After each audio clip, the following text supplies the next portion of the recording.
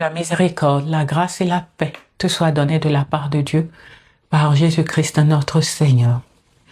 Nous sommes aujourd'hui le jeudi 19 mars 2026 et c'est notre deuxième vidéo de la semaine car la première vidéo d'enseignement portant sur le grand thème « La parole faite chair est le visible du Dieu invisible ». Nous l'avons publié le lundi dernier, je crois le lundi 15 mars 2026. Ce thème que nous avons choisi, nous ne l'avons pas choisi au hasard. Je l'ai choisi parce que justement, j'ai eu une vision par songe dans laquelle Jésus-Christ, le Seigneur, me montrait que j'enseignais sur ce thème. Que j'enseignais sur Jésus. Et nous avons préféré obéir à l'Éternel parce que nous connaissons le prix de l'obéissance. Nous connaissons le coût de la désobéissance également. Et ce thème nous permettra de travailler des sous-thèmes jusqu'à arriver à vous faire comprendre quel est, je ne vais pas dire à vous faire comprendre, le but recherché est de vous faire comprendre. Le but recherché est de vous faire connaître, de vous faire comprendre quelle est l'importance de la parole de Dieu dans sa version écriture. Quelle est l'importance de la parole de Dieu dans sa version la parole pris chair, Jésus, d'accord? Et que justement cela vous permette de comprendre que sans cette parole, Dieu ne peut être en vous. Sans cette parole, vous ne pouvez être en Dieu. Sans cette parole, vous ne pouvez connaître Dieu. Vous ne pouvez comprendre la pensée de Dieu, vous ne pouvez marcher avec Dieu, vous ne pouvez être transformé parce que c'est l'esprit de la parole qui est Dieu qui nous transforme. Donc, et si vous n'êtes pas transformé, celui qui n'est pas transformé à l'image, à la ressemblance de Christ, ne peut être un avec Dieu et donc ne peut accéder à la vie éternelle. Ce n'est pas possible.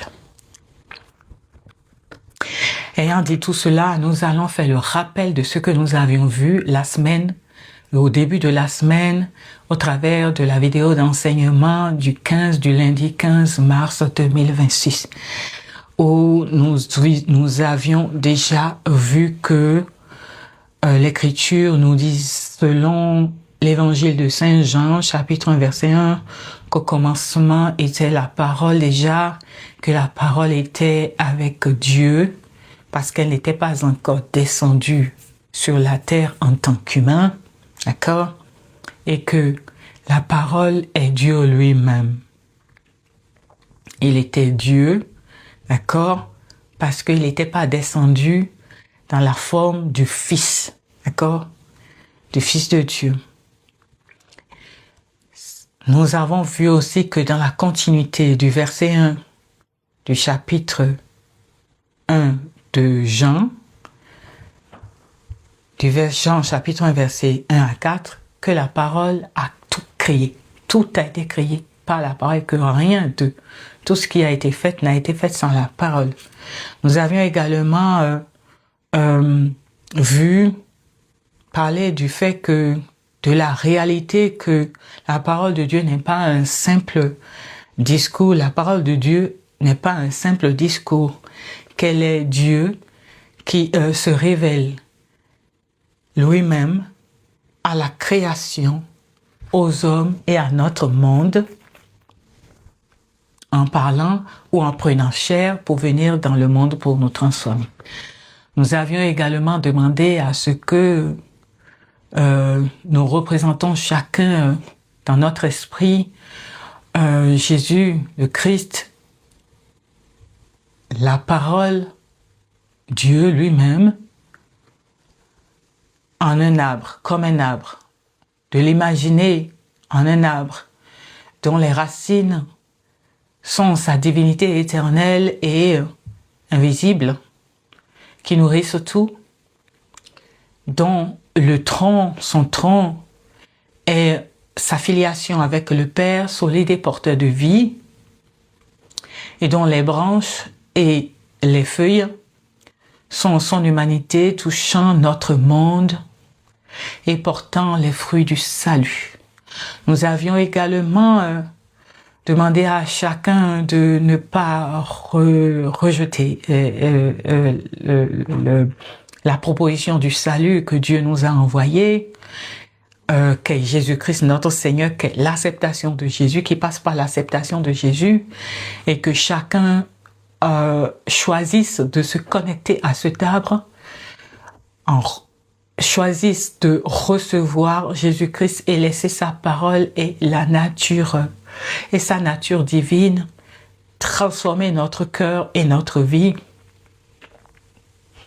D'accord?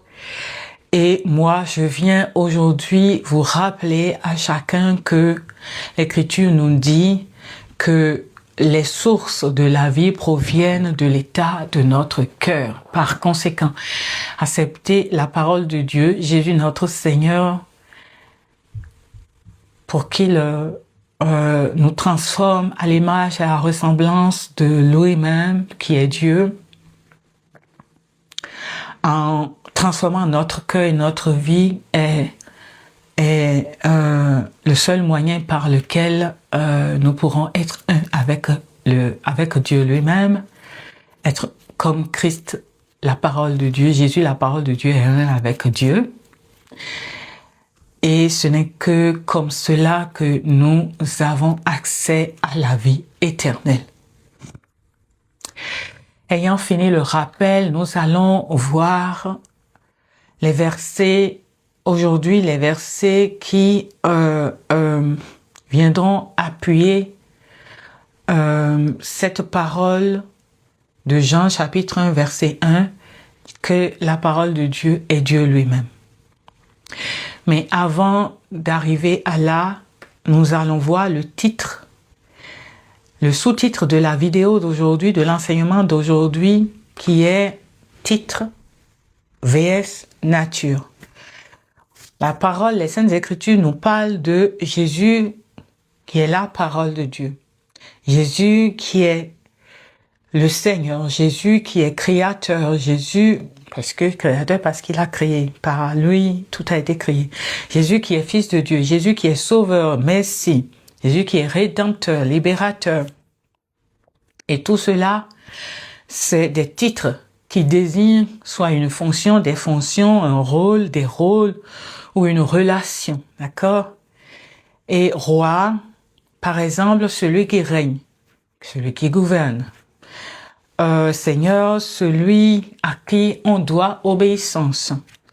Créateur, dans le cas de Jésus, celui qui a créé l'humanité tout entière. Fils de Dieu, dans le cas de Jésus, parce que nous sommes aussi fils de Dieu, mais nous sommes fils de Dieu parce que nous sommes unis à Christ, à Jésus-Christ. Donc, dans le cas de Jésus, celui qui a été envoyé, mandaté et manifesté dans un rôle bien précis. Venir nous révéler Dieu, venir nous réconcilier avec Dieu, venir enlever nos péchés, venir nous conduire à Dieu dont il est le visible, au Dieu invisible dont il est le visible. D'accord? Mais être Dieu, comme nous révèle la parole dans Jean chapitre 1 verset 1, la parole était Dieu, d'accord? Parce qu'elle n'était pas encore descendue, donc la parole est Dieu. Être Dieu ne dépend pas d'un rôle, n'est pas un titre, n'est pas une fonction. Être Dieu, c'est la nature propre de l'être éternel, infini et immuable. Autrement dit, un titre peut être acquis, obtenu, reçu, un titre peut être gagné d'une manière ou d'une autre. Mais la nature divine est innée et éternelle et immuable. Ayant vu tout cela, nous allons aller sur les versets dont je parlais tout à l'heure. Jean chapitre 10, verset 30 nous dit ceci. Moi et le Père, nous sommes un. Moi et le Père, nous sommes un. Comme nous dit Jean chapitre verset 1. La parole était avec Dieu. Parce qu'elle n'était pas encore descendue sous la forme humaine. La parole était Dieu. Parce que Dieu et sa parole font une seule personne, avec leur seule nature divine. D'accord? Donc, Jésus qui est la parole qui est descendue, qui est Dieu, dit « Moi et le Père, nous sommes un ». Et puis nous allons voir Jean chapitre 14, verset 8 à 11. Philippe lui dit « Seigneur, montre-nous le Père et cela nous suffit ». Nous allons voir quelle est la réponse que Jésus-Christ a donnée à Philippe. Jésus lui dit « Il y a si longtemps que je suis avec vous et tu ne me connais pas, Philippe. Et tu ne me connais pas, Philippe? Celui qui m'a vu a vu le Père. Comment peux-tu dire montre-nous le Père? Ne crois-tu pas que je suis dans le Père et le Père est en moi? Les paroles que je vous dis, je ne les dis pas de moi-même. C'est le Père qui vit en moi, qui fait lui-même ces choses. Croyez-moi, je suis dans le Père et le Père est en moi. Sinon, croyez au moins à cause de ses œuvres. Toi, moi, si même nous pensons quelque chose, si nous n'ouvrons pas la bouche pour parler, cette pensée ne peut pas s'échapper de nous. C'est pas possible. Donc, la parole que dit Jésus, c'est le Père qui le dit. Jésus étant la parole de Dieu étant Dieu lui-même. Donc oui, ma parole m'habite. Et ma pensée habite ma parole. Donc, mon intelligence habite ma parole. Ma nature habite ma parole. Ce qui veut dire que quand je parle, ce sera pour exprimer ma nature, mon intelligence, ma sagesse, ma parole exprimera tout cela. Donc, ma parole à moi qui suis humain est ma part invisible qui se manifeste. Et la parole de Dieu, dans le cas de Jésus, la parole de Dieu, Jésus, est la part visible du Dieu invisible qu'est le Créateur, le Père éternel. C'est la même personne. Jésus était sur la terre en tant que Fils de Dieu, en tant que le Père éternel, en tant que Seigneur, en tant que le Messie, le Sauveur, l'agneau de Dieu qui va ôter les péchés, en tant que le bon conseiller qui va nous conseiller pour nous amener à être transformés, à ressembler à Christ. Jésus était tout ça à la fois sur la terre des hommes. Et nous allons continuer à appuyer cette vérité-là. Jean 20, verset 28, et nous allons voir ce que la parole nous dit là. Dans Jean 20, verset 28, la parole nous dit ceci. Thomas lui répondit, « Mon Seigneur et mon Dieu. » Jésus lui dit, « Parce que tu as vu, tu as cru, heureux ceux qui n'ont pas cru, ceux qui n'ont pas vu et qui ont cru. » Donc oui, Jésus est Seigneur, il est Dieu, il est Sauveur, il est Créateur, il est Père éternel, il est le Fils de Dieu, il est le Rédempteur, Il est le bon conseiller. Il est celui qui est venu nous réconcilier avec lui-même. D'accord? Avec lui-même, donc avec le Dieu Tout-Puissant par lui-même qui est la parole, le sacrifice de lui-même. Voilà. Et je viens, pour clôturer cet enseignement, je viens juste donner quelques témoignages. Ça concerne ma vie. Pendant plus de 30 ans, j'ai marché dans ce monde dans un état total de manque de sens. Ça m'a amené à une perte, à un retard de plus de 26 ans. Ça m'a amené à un retard de près de 30 ans dans ma vie, où malgré que j'ai commencé à travailler à l'âge de 17 ans, je n'ai fait que travailler, trouver l'argent, faire le commerce, faire l'entreprise, faire ci, faire ça, et dilapider tout l'argent. Parce que Dieu m'a fait un être amour. Et j'aime tellement les hommes que j'avais toujours pris des décisions qui font monter les autres, mais qui, moi, me sacrifie mon mari, mon mariage, mes enfants, mon argent au profit des autres. Jusqu'à ce que je fais un rêve et j'ai eu cette vision par songe en 2016 où j'ai vu le Seigneur qui me disait d'aller au couvent chez les moines. Je suis allée au couvent chez les moines, à l'école chez les moines, pendant 3 ans pour étudier la loi, pour étudier le droit. Et dans ma vision, j'y suis allée et j'ai commencé l'étude. Et c'était l'étude de la parole de Dieu. Donc, à partir de 2017, j'ai vraiment commencé l'étude de la parole de Dieu. Et je vous promets une chose, que depuis que j'ai commencé à étudier la parole de Dieu, petit à petit, Dieu a totalement travaillé en moi. L'amour que Dieu a mis en moi pour les hommes et que le diable a perverti, qui m'amenait à sortir de la loi de Dieu, des commandements de Dieu qui dit « aime ton prochain comme toi-même » parce que moi, j'étais dans le syndrome du sauveur. Ce qui m'amenait à me sacrifier pour les autres, et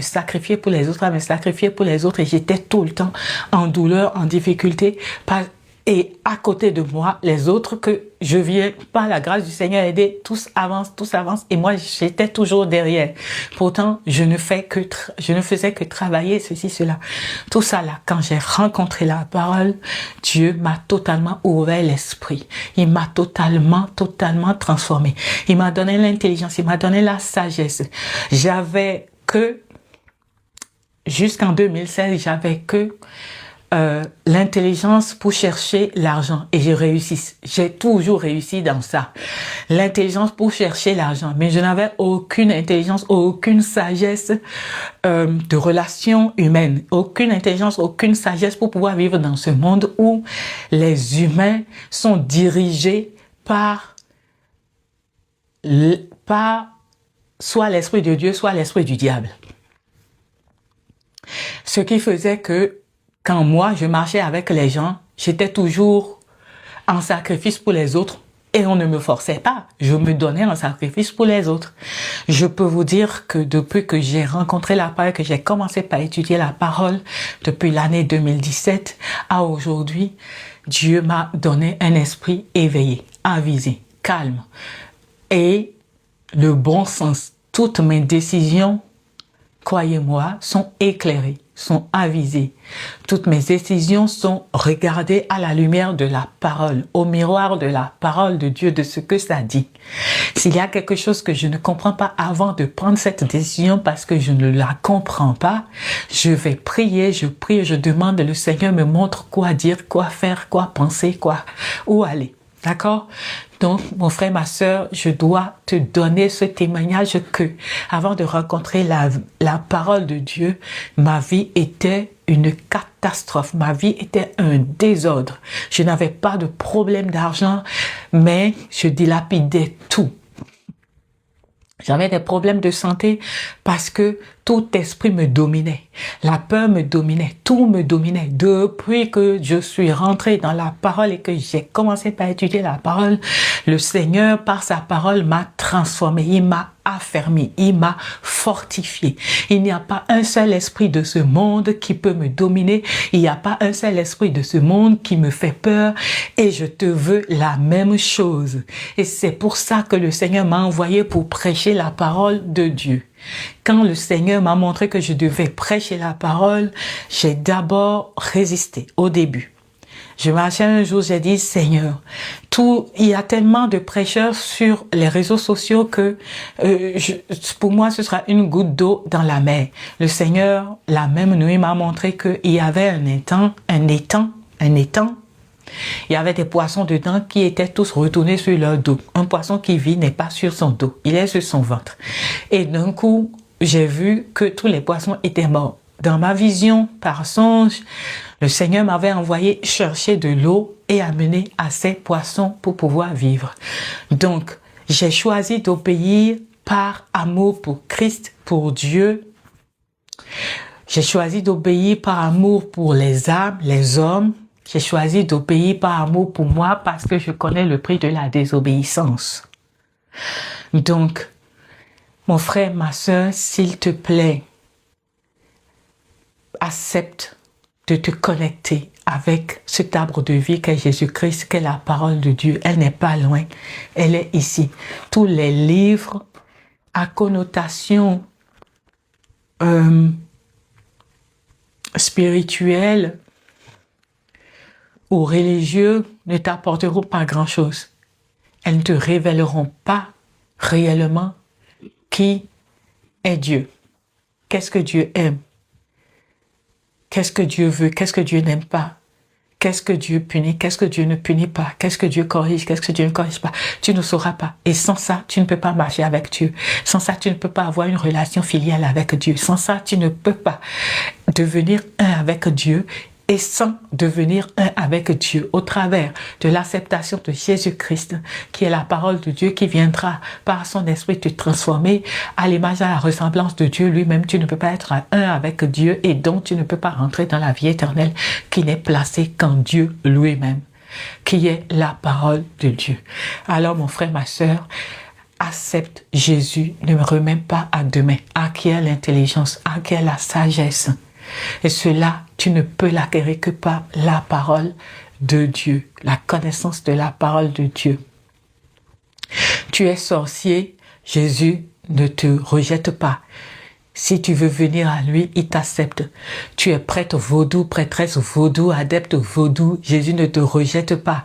Il t'accepte, il veut te réconcilier avec lui-même qui est Dieu. Et il veut te sauver. Tu es prostituée, tu es menteur, tu es voleur, tu es adultère, tu es quoi que ce soit. Jésus n'est pas là pour te juger. Il n'est pas arrivé dans le monde pour te juger, mais pour te sauver. Alors accepte-le, accepte-le, accepte-le. Il est la parole et achète ta Bible. Commence par étudier la parole. Confesse que tu l'acceptes, que tu le choisis pour Seigneur, que tu le choisis pour Sauveur. Commence par étudier la parole et tu verras petit à petit comme moi, le sens te reviendra. Toutes tes décisions seront des décisions éclairées, avisées. Ta vie sera en bonne santé. Ta vie sera